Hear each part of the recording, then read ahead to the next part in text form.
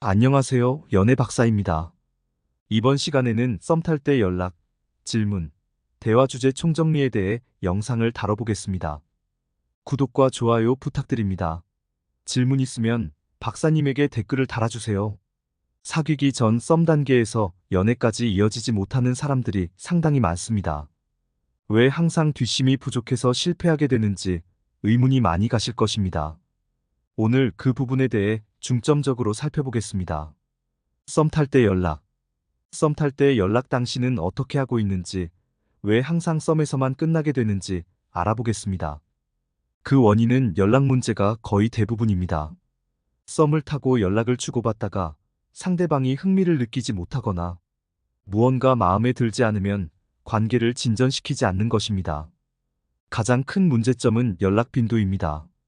대부분 썸 탈 때 연락을 자주 해야 한다고 하는데 사실 그렇게 되면 안 됩니다.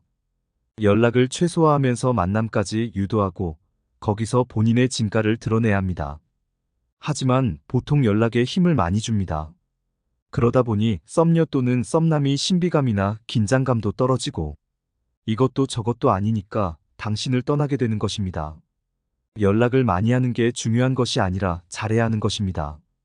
연락 빈도수를 줄이고 의미 없는 밥 먹었는지 일어났는지 뭐 하는지 이런 진부한 대화부터 청산해야 합니다. 연락은 카톡 또는 통화로 할 것인데 썸 단계에서 보통 카톡을 많이 하게 됩니다.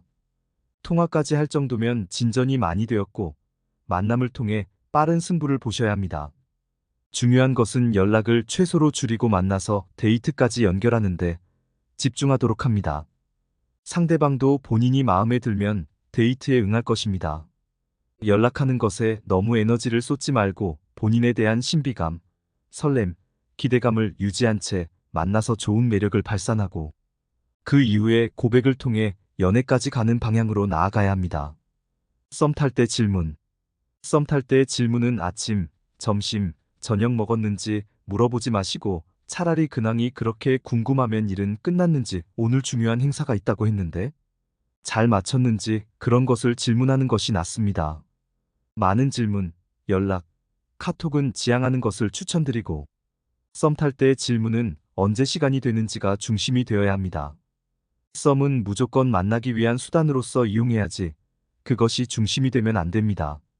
메인은 더 아트에서 본인의 역량을 발휘하시고 연락하면서 이런저런 사사로운 본인의 다양한 이야기를 펼치시면 연애로 이어지기 힘듭니다.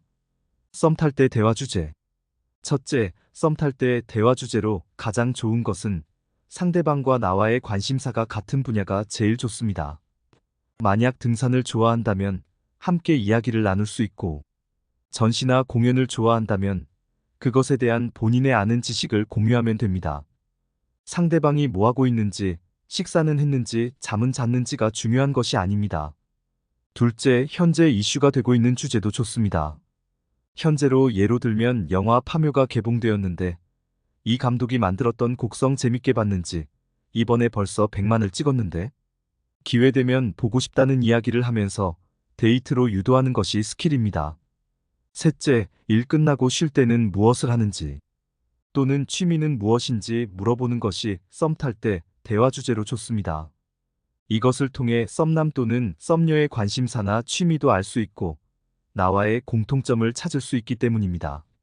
넷째, 현재 무엇에 꽂혀 있는지 음식, 카페 등등 이런 주제는 상대방이 현재 가장 관심 있는 이야기로 대화도 부담 없이 풀어낼 것이고 오히려 당신이 요즘 이런 카페가 이색적이고 연일 인기라고 소개까지 해준다면 금상첨화입니다.